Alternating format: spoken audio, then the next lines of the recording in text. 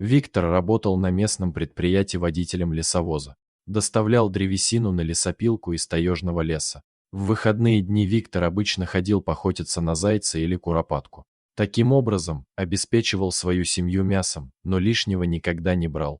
В один из осенних дней Виктор отправился в лес за ягодами.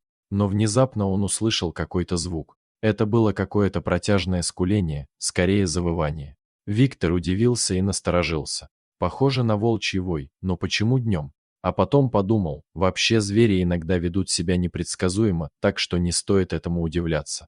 И пошел дальше, повернув в сторону деревни. Но этот странный звук усилился и уже не прекращался ни на секунду. Стал каким-то истошным и жалобным. Виктор остановился и решил все-таки узнать, что там происходит. Он осторожно раздвинул кусты и обомлел от увиденного. На траве, под кустом, лежал волчонок-подросток с окровавленным, рваным ухом и глубокой, сияющей ранной на боку. Он лежал, не двигаясь, жалобно скулил, как будто плакал. Виктор кругом огляделся, но его сородичей не увидел и понял, что он здесь совсем один. Заметив Виктора, волчонок не зарычал, не оскалился. Он просто замолчал и с какой-то мольбой в глазах смотрел на мужчину. Виктор, как охотник, понимал, что волчонок эти раны, скорее всего, получил во время охоты на кабана, который оборонялся и поранил его своими клыками. Видно, еще неопытен и не рассчитал свои силы, подумал мужчина. Оставлять его здесь нельзя, рана на боку очень глубокая, такую не залижешь, как делают обычно звери. Виктор осторожно подошел к нему, сел на корточки, чтобы тот понял, что этот человек не хочет причинить ему вред. Потом протянул к нему руку, погладил его по голове, а потом снял свою куртку и положил волчонка на нее и быстро отправился в деревню. Дома он все рассказал жене. И они решили оставить его у себя, вылечить, подкормить его, пока не наберется сил. А потом будет видно, что с ним делать дальше. Возможно, волчонок сам решит, где ему лучше быть, у нас или в дикой природе, решили они.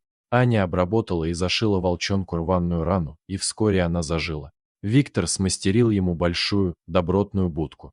Волчонок был чисто серый, и они ему дали кличку Серый Рваное Ухо, так он прижился у них. Прошел год. Серый стал большим, сильным волком, но по поведению добрым.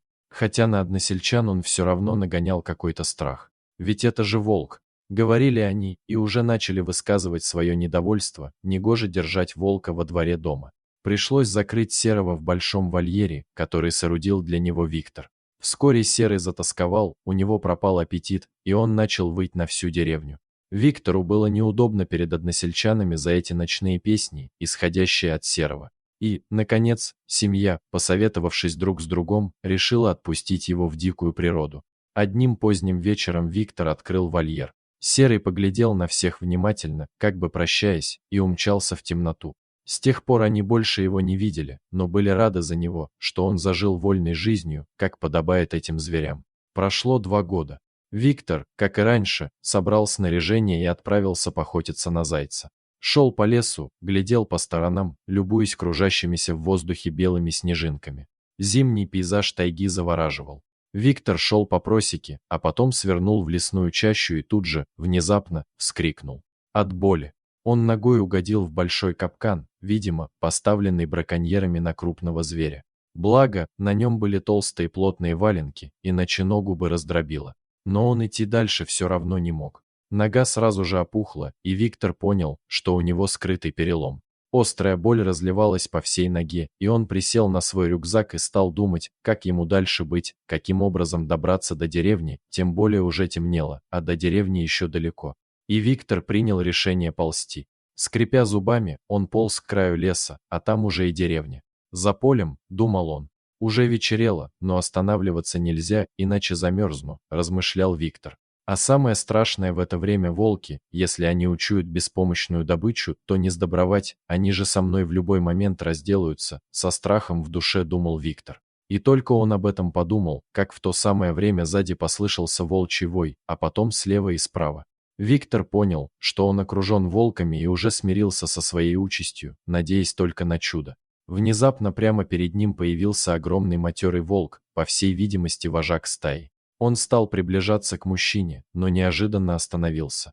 «Ну вот и все, мне конец», — с ужасом подумал мужчина. Но вдруг он увидел, что у этого волка разорванное ухо, и, забыв про весь этот ужас, он вспомнил Серого, у которого также было разорвано ухо. Виктор уже был почти уверен, что это тот самый волк, да и зверь тоже по запаху узнал своего спасителя. Серый, серое рваное ухо. «Вот мы и встретились», — с улыбкой сказал Виктор. Когда волк услышал его голос, он завилял хвостом и дал понять, что узнал его. В этот момент другие волки стали приближаться сзади, рыча и скались. Серый понял хищное настроение своих сородичей, злобно зарычав на них, он снова посмотрел на Виктора, дав понять, что он помнит его и ему нечего бояться. Мужчина тоже поглядел Серому в глаза и пополз дальше, даже почти забыв про боль в ноге. Доброта волка к нему в это время затмили эту боль. Серый сопровождал Виктора в пути, пока тот полз, время от времени рыча на сородичей, чтобы не приближались к нему близко, и поэтому стая шла сзади. Через 2 часа Виктор дополз до деревни. Серый еще раз внимательно посмотрел на него, постоял немного, потом развернулся и убежал в лес к своим сородичам. Мужчина посмотрел ему вслед. «Спасибо тебе, серое рваное ухо. Спасибо, дружище, что ты не забыл меня и спас от гибели. Может, мы еще встретимся. И я пригожусь тебе», — с радостью в душе подумал Виктор и постучал в дверь своего дома. Дорогие зрители, оцените, пожалуйста, нашего нового диктора. И если вам понравилось это видео, то ставьте лайк и подписывайтесь на наш канал. До свидания.